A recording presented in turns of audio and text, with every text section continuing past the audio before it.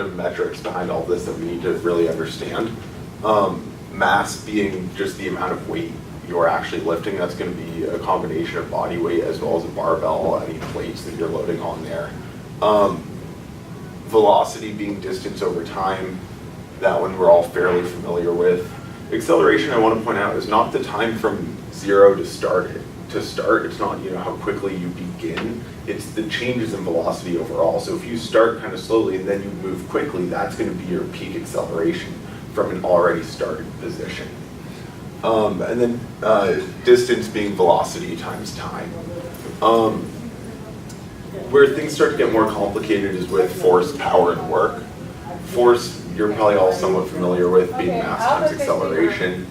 But power and work become a little bit more complicated because they rely on force themselves. And so when we're lifting, we can really only control two things: the amount of weight that we're lifting and the speed at which we lift it. Don't get me wrong, if you gave me 800 pounds to deadlift, I'm not moving it. My speed is 0 and I have no control over that.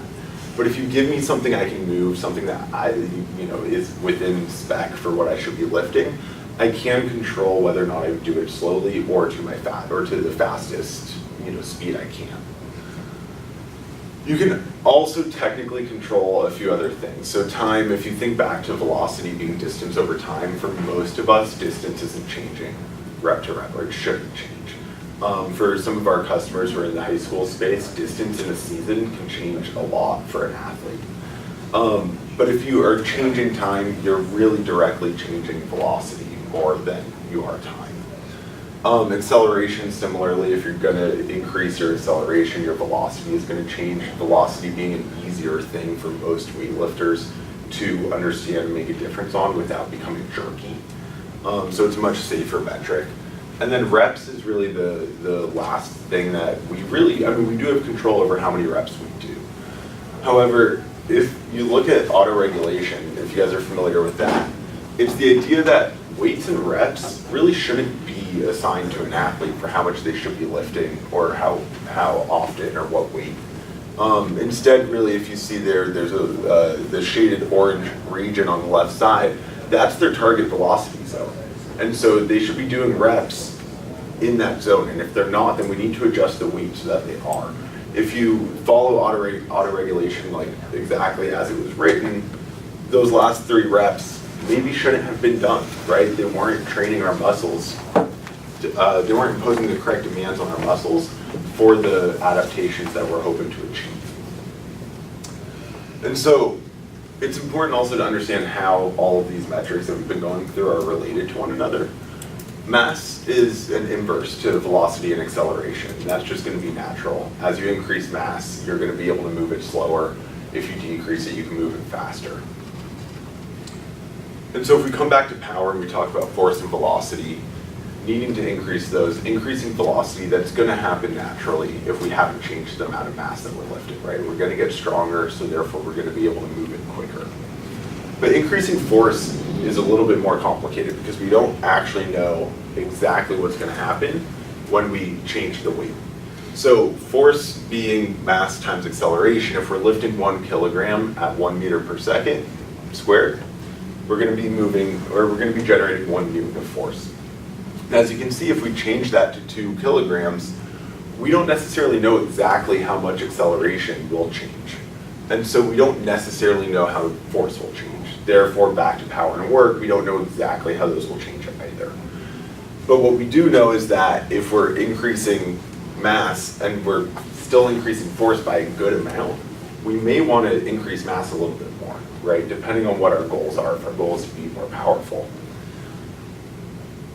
Now, these metrics that I'm getting through and talking about, they work for really any goal, not just getting explosive, and not just athletes. They work for getting bigger, getting explosive, like I've been talking about, but also losing weight. So for getting bigger, a common idea there is that you're trying to increase the amount of time under tension. So you're trying to, continually impose demand on your muscles. And so that means you're going to be moving slower reps. But just moving a slower rep at the same weight over and over again, you still have to increase the weight to continue to increase the tension as your body adjusts to being able to lift that amount of weight. For getting explosive, we've been talking about this, you're going to increase your velocity naturally, at which point you'll increase your mass. Once you've increased your mass, your power is going to start to drive up through the roof. And so as you continue to do that, there may be times where your power drops a little bit, but as long as it continues to go back up on the trend line and the trend line is positive towards your goals, then what you're doing is correct. And again, for losing weight, we see this with athletes, we see this with the general population. Strength training is proven to to increase your metabolism up to 36 hours after strength training occurs. So lifting is a super effective way to lose weight. But if you go back to work being force times distance, that's the same equation for energy. We often equate energy to calories. So if you're trying to burn more calories, you need to continue to increase your work. Again, using velocity and mass to regulate how much you should be lifting, how many reps you should be doing, etc. And so we're sort of at the point where most people are going to come to me and say, okay, so what's a good velocity zone for me to be in? And at the end of the day, the numbers don't really matter all that much. The specific velocity zone of one day, one workout session does not matter. I would even make the argument that 3 workout sessions still does not matter. We're starting to see a positive trend line, both on velocity and on power, which is positive, that's good, but we don't know why there was such a big spike on day 3. But because we're seeing that, we're gonna increase our weight a little bit, which is gonna bring everything back down. And so again, it's gonna take a lot of data before you see really where you're going, but in just 12 days of data, we now have a much better picture of whether or not our strength program is actually working to help us achieve our goals, which means that we can fail quickly. So again, speaking of numbers not being super important, it's still helpful to have some sort of baseline idea of where we should be. And these are generalized numbers created by PhDs and researchers much smarter than I am, who have come out and said that depending on what your goal is, the amount of weight you're lifting and the speed that you should be lifting that weight at. And so I'll touch on speed strength and strength speed, as those are sort of the explosive areas that most athletes want to be lifting in. And that's strength in terms of speed. So we're trying to build strength, but we're also not trying to get slow. We're trying to still be quick. And speed strength is something you might want to do on like a game day, where you're trying to really increase speed, you're trying to increase explosiveness from a quickness standpoint rather than from a strength standpoint. So we're sort of at the point where, how does this actually work? How can a team really implement this? And for most teams, they see a really hectic situation. This is UW Oshkosh's weight room. We took this on our launch day there, but this was one of 3 classes he sees in the morning. This is just the football team. That's Coach Brown. He's the only coach there. I wouldn't be able to know what's going on, but these metrics are not supposed to complicate the situation. They're supposed to make it easier for him to adjust to. It's supposed to add order to the chaos. This is, workout plans. Most coaches by now have figured out how to generate workout plans fairly effectively for their athletes. Most of them are on it. Even Coach Brown was using paper and pencil, right? It's an effective way to create a workout plan. But any system that is adding metrics into your world should still be your world. You shouldn't have to conform your workout plans to those systems. Those systems should conform to your organization and your tools. And so, as you're looking for solutions to this problem, the solution needs to be easy to adopt, not just for you, but for your entire organization. It needs to be really simple and easy to use, and the data needs to be of the highest quality possible. And so, for adoption, we're looking at the organization, or at the tool empowering the organization. That got a little messed up. Rather than the organization having to conform to the tool itself. We're looking at, how quickly can you get your data in there? How quickly can the team really adopt to using it? How quickly can your coaches adopt to using it? Because they need to get started. And there's high turnover with coaches, but there's even higher turnover with players, especially at the high school and college level, where players graduate and go off and go somewhere else, and you get a whole new group every year. before the workout as a coach, you need to be spending as little time planning. Most of our coaches have shaved off a ton of time planning. They used to spend a lot of time programming and creating custom workout plans for their athletes. And now they're able to focus more on what's going on during their workouts rather than spending time before their workouts. During the workouts, you've got athletes that have to get through a lot of sets in a short amount of time. So whatever is going on needs to be quick. Generally, what that's going to mean is they need very few numbers. And that kind of comes back to even what Cal was talking about. If they've got some, I'm going to butcher it a little bit, sorry, some 225 metrics, and Alabama's looking at 5, right? You need very few numbers to be able to make actionable decisions. And then you need to be able to get notifications, because looking at, so Coach Vogel over there is one of our customers. He's got 450 kids in the weight room a day.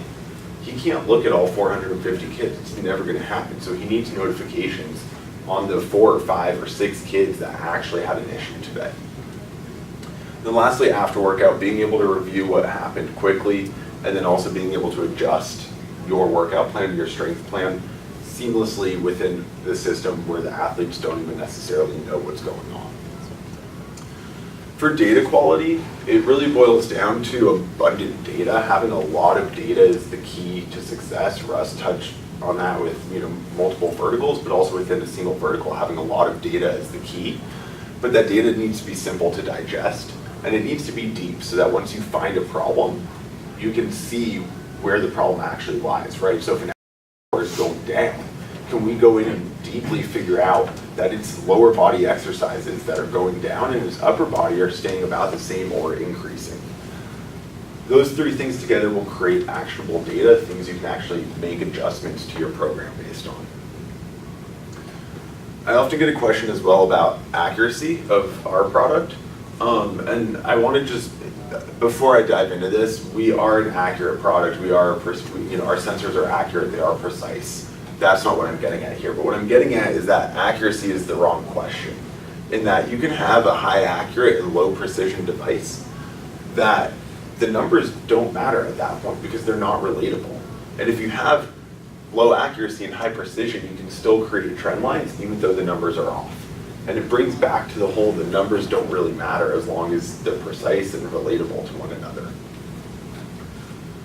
So I'm going to wrap up here, but I just want to bring us back to the whole idea of you have to put specific stresses on your body to generate specific adaptations and specific results. You can't just lift however you want and hope it gets you powerful. You have to lift powerfully to become powerful. Shameless plug, because I'm the CEO of a company and that's kind of what you have to do when you have my job title. We've solved this problem for a lot of high schools, a lot of colleges, a lot of personal trainers. We'll give a 15% discount code of GLASC on our website, give you 15% off of your first year. If you have questions about that, both myself, my co-founder Pete Julik's in the audience, happy to talk to you guys about it all. Other than that, I'd love to answer any questions, have a quick discussion.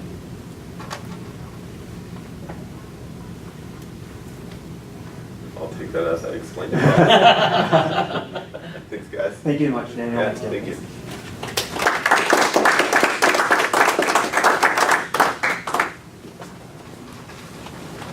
Thanks for coming, everyone.